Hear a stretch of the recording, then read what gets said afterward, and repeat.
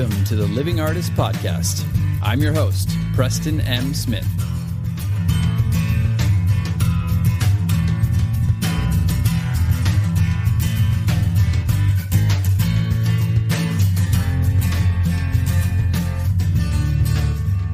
Hey, everybody. Welcome to the Living Artist Podcast. I'm Preston M. Smith, at PMS Artwork everywhere on internet land and socials. I want to thank you for landing on this podcast. Whether you're a professional artist, just getting started in the art world, a collector of art, or just consider yourself a creative person, this podcast has something for you. I like to think of it as a fun way to rant and talk to other creative people about living the life of an artist, surviving and getting ahead in the art world, and enjoying your life. But most importantly, not waiting until you're dead to make it happen. All right, let's get started.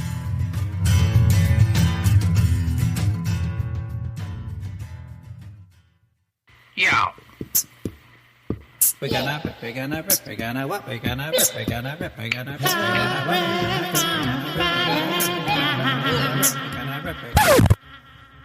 I apologize for that.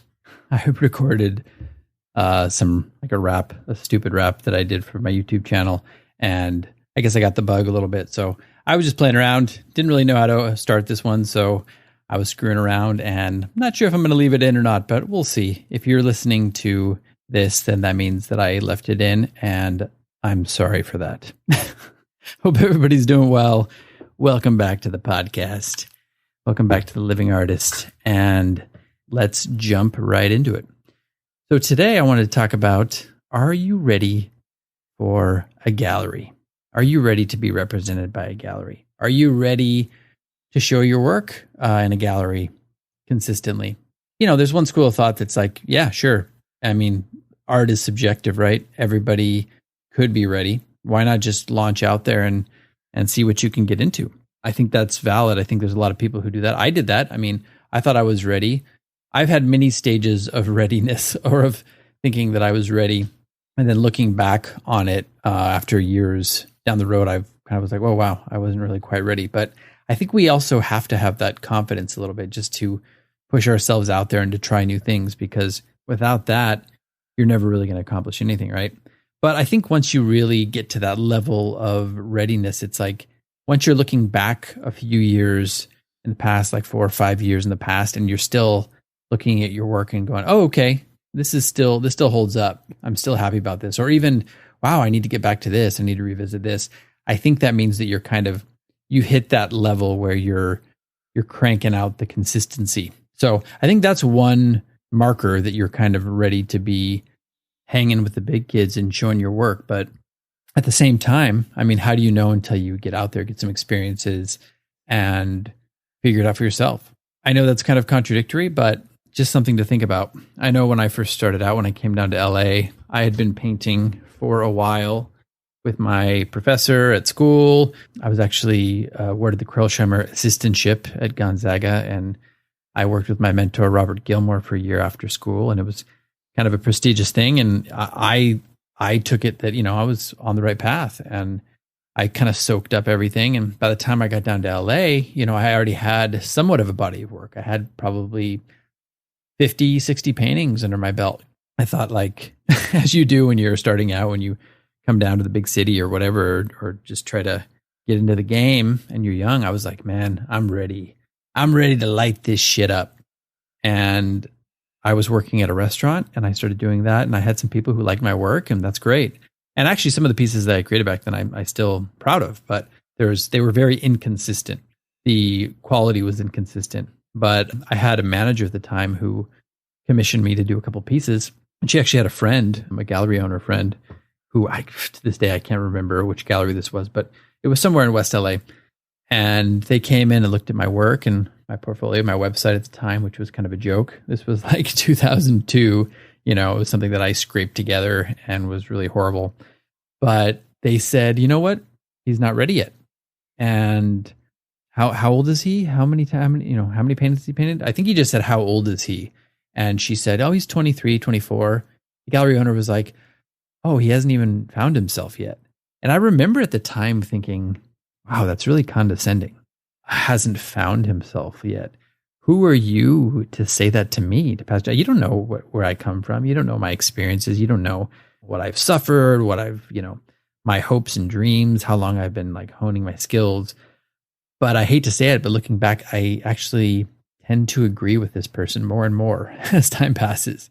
And it wasn't necessarily negative. It was just, yeah, okay. Talk to me when you've done 100 more paintings. Talk to me when you developed your voice a little bit more, when you struggled a bit, maybe suffered a bit for your work, developed a little bit of a consistent voice. That is very valid. Now, I'm not saying you can't have that at that age. I definitely had like a start of a voice for my pop surrealist work, but it was also kind of mixed in with some abstract attempts and, some old still lifes from college that I did, a couple of portraits that I set up. So it was just kind of inconsistent. And I think that's what this person was saying. And you know what? Also, it gave me the fire. It threw some fuel on the fire for me to be like, yeah, well, I'm going to show this person. And then I went back into the studio and cranked out a few hundred more, in the next couple of years. So I think that stuff is very necessary to develop the drive and to kind of push you to keep going forward. But also, I'm not saying that you can't be a younger person. Like maybe you've been painting your whole life. Maybe you've been painting since you were 5 years old. Maybe you were a child prodigy. Maybe by the time you're 23 or 24, you have developed a very consistent, unique voice with your work, something that's recognizable, something that's consistent, something that's consistently powerful. And if that's the case, then great, more power to you. At the time, for me at least, I was still figuring it out a little bit. So basically, I think it is a little bit case specific. It depends on who you are, how long you've been doing it, how much you've kind of struggled to develop your voice and for how long. But one thing I do know is it's important to fall on your face a couple times, right? Get out there, trip and fall. I know I used to go down to Gallery Row in Culver City when that whole little block and a half or 2 blocks of major contender galleries popped up, the ones that rivaled New York at the time. It was like the West Coast leg. I was going to say the West Coast feed, but the West Coast leg of the galleries that were hitting it and killing it in New York. And I remember sometimes in my days off, I would just go down there with my portfolio and walk into galleries and just with that kind of bravado, not like I'd go in and be like, hey, you need to check me out. Check me out, yo. No, I was like, just came in with my portfolio and it took a lot of guts. I was nervous, Sometimes I came in normally dressed. I remember one time I came in a suit. I don't know how that looked to them, but sometimes I came in my flip-flops and shorts, like who gives a fuck, right? Seeing which thing worked. But I would come in with a portfolio and sometimes you hit interns and sometimes you hit like gallery owners. I had a couple really nice people. You basically say, thank you. No, but essentially you're not there yet. Some people said, I like your work. It doesn't fit with this gallery. I remember hitting one gallery that was a bunch of interns in the back. And I came up to him and I said, and I was green at the time, but I came up and I said, I was just wondering if your gallery accepts portfolios from emerging artists. And they were kind of like, no, thank you very much, though. And I remember just this arrogance or condescension, I remember turning and walking towards the door like, okay, you don't have to say it like that. And they were giggling as I walked out the door. Like it's not hard enough to break into the art world already without people like that. But anyway, it makes for a good story. If you haven't been turned down 50, 60, 100, 200, I mean, man, at this point in my career, I must have been turned down in the hundreds, like 300, 400, 500 times by galleries, shows, residencies, you name it, whatever, competitions. I've also been accepted to a lot of things too. But I think those rejections help you grow a thick skin. Now, I already had that experience too with acting a little bit. I first came down here and I was doing acting and painting at the same time. So I got double the rejection. Double your rejection, double your fun. Yeah, so I developed a pretty thick skin pretty quickly because of those things. And it does one of two things to you. It sends you packing with your tail between your legs, or it kind of hardens you up and throws fuel in the fire and makes you go, you know what? I'm going to show all these people. I'm going to come back better, stronger, and they'll see. And, maybe you never see these people again, but it does force you to develop your skills. So I think on that level alone, it is very useful to go out and throw yourself at some galleries, as long as you're not, going in with a horrible attitude or misrepresenting yourself or trying to be something you're not. I think it's very valuable and valid to go into these galleries. Now, I know a lot of them will say, we don't accept unsolicited material. That's true. I mean, some of those do that to weed out people. So I think you can kind of do your own research on that. A lot of times I will just submit, especially nowadays, just submit online, right? Follow their procedure. There's a lot of galleries now that have a submission process, and you just follow that to a T, and you try to stand out a little bit with your work, put your little stamp on it. Always be polite. At the same time, you never know what's going to stand out to people, but I'm always polite. I always show my work, my portfolio. I follow the rules. And if you get rejected, just come back 6 months from then and try it again. On the flip side of that, one of the things that I decided to do after a while, now over the course of my career, I've been represented by, about 5 galleries or so. One in Colorado, one downtown LA. I was represented by a group in Miami. I've also had representation from an artist management service, and now with Shockbox, which I love. I feel like I found a really good fit with Shockbox. And that's the thing that I'm trying to say, is that basically a lot of artists find that, or they think that, you find that gallery and it's going to fix everything. It's going to be the answer to all your prayers, and you're going to be airborne, after that point. Everything's going to just be coming up roses after that. Well, that's not always the truth. Sometimes you get into a gallery and you don't perform well, or they don't know how to sell you, or you name it. Like, you get buried in a roster. Maybe the gallery is just simply kind of green themselves and doesn't know what they're doing, or they have a very limited list of clientele that they go to. I mean, you want to obviously get into the blue chip galleries, right? But that's very difficult to do. I actually, for a while, kind of gave up. I just decided, you know what? I'm going to focus on my art. I'm going to focus on the things that I'm doing. I'm going to focus online, and I'm going to build myself up and get to a point, like Steve Martin says in his book, become so good that they can't ignore you. So that was my philosophy for a while. I just kind of took matters into my own hands and developed my body work, developed my skill, developed my voice, did things my own way, and then just kind of decided that, hey, at some point, people are going to start taking notice of me. And then after a while, I was getting some calls. I was getting some hits on my website. I was getting some people offering me some gigs here and there, shows. I had an interesting opportunity in Vegas that I was going to do. I was going to do like a little mini residency for this trade show. And it fell through for different reasons because I didn't like the terms. But, the point is these things started happening to me. And then you start balancing that out with your online stuff and your sales. And then pretty soon, you get back into the gallery game with some wind in your sails and go, hey, this is what I've been doing. This is what I've been up to. This is my work. This is my body work. These are the shows I've been at. This is my resume now, essentially. And I think you have a much better chance at that point of them taking you seriously. It's kind of like that catch-22 or paradox, like almost like when you're an actor, for example. Same with being an artist. You can't get an agent unless you have work, right? If you've already been in like commercials and been in some short films or some episodics, you can't get an agent unless you have some of that stuff on your resume. And you can't get those things unless you have an agent. So there's the catch-22, right? It's similar in the art world. I don't think it's exactly the same. But yeah, I mean, you want to get represented by a gallery, but they want to see your work. They want to see what else you've done. But you can't show them a lot of high-profile gigs that you've done unless you have some sort of representation.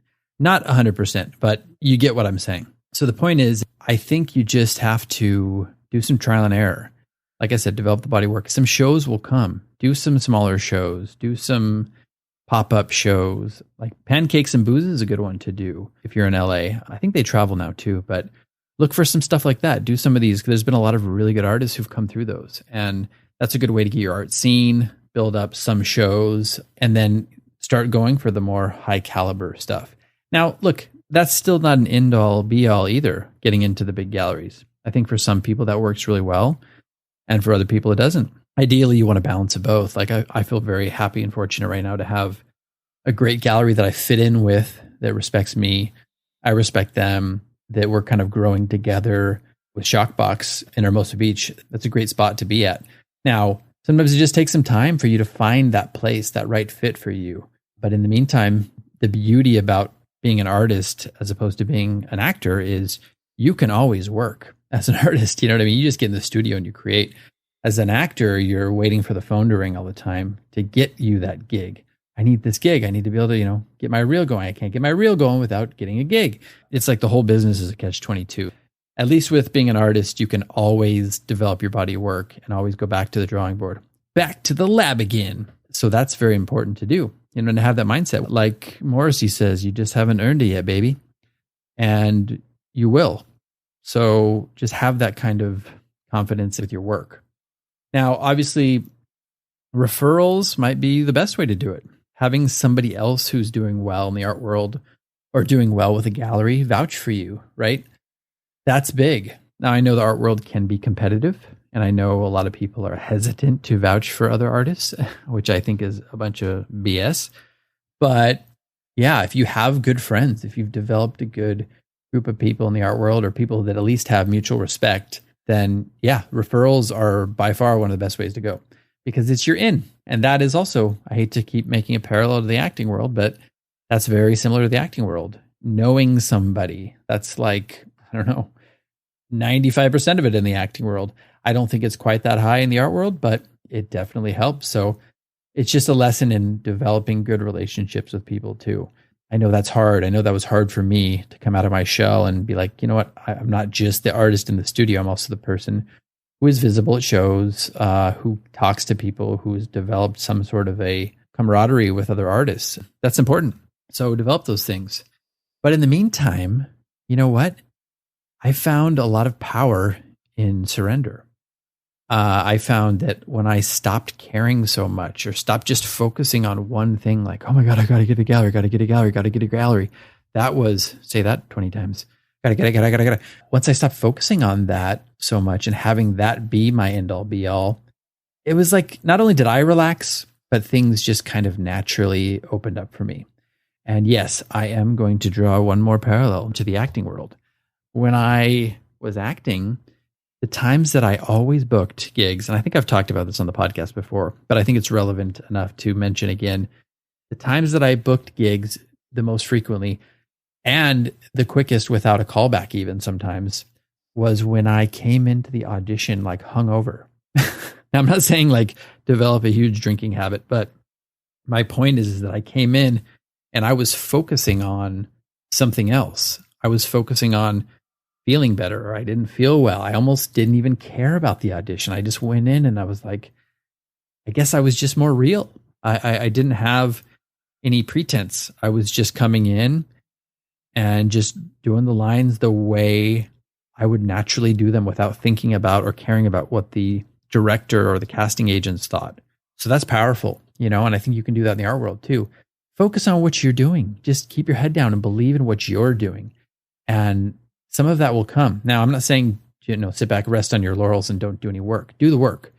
But it's like this complete balance of doing the work and letting go. Do the work, let go. Do the work, let go. I feel like Mr. Miyagi. I've been watching a lot of Karate Kid and Cobra Kai with my wife. So if you haven't seen that, check it out. And just stay focused. Yeah, just be balanced. Show me paint the fence. Show me wax the floor. If you haven't seen the Karate Kid, you're going to be like, what the hell is he talking about? But anyway, yes, balance is important in everything. So hopefully these tips and observations are valuable on some level.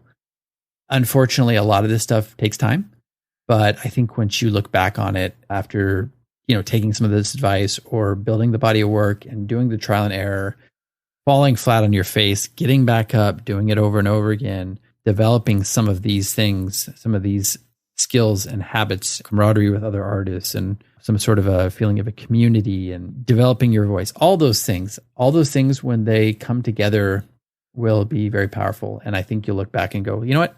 I wouldn't have had it any other way. Nobody really wants the fast track to success where they can't back it up, right? Like, somebody discovered me and I hit it big. And then all of a sudden it's like, okay, well now keep doing it.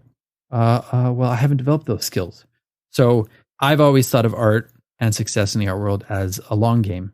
And believe me, I'm still doing it. I've been making a living as an artist for over 4 years now. And Before that, I was half making a living as an artist, but I still think there's lots of room to go and lots of room for improvement. And I know that I can continue to grow. So having that attitude is very healthy, that you're doing well, you're grateful, you have a little bit of the fire in the belly, and you know that you can constantly improve. Get out there and approach some galleries, whether that's online or on foot, pounding the pavement.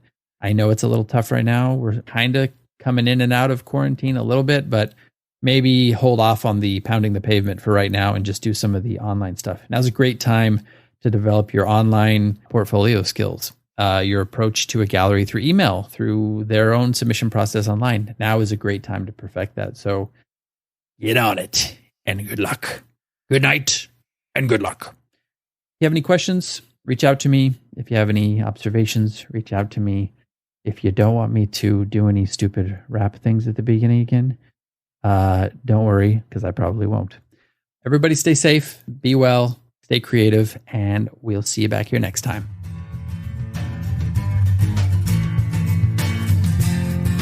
This has been the Living Artist Podcast.